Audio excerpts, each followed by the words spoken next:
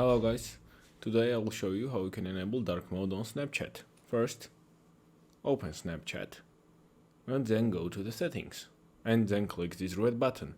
Scroll down again, but as you can see there's no option to enable dark mode on Snapchat. We have to use another trick to enable dark mode on Snapchat. Let's close Snapchat and go to the settings. Now we have to scroll down and find display and brightness properties. Let's open it. And then we have to enable dark mode on our phone settings. Click it and check this box, dark mode.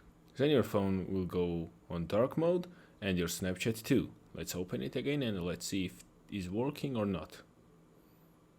As you can see, my Snapchat went to the dark mode and this is real nice. I hope it helped, guys. See you in the next one. Goodbye.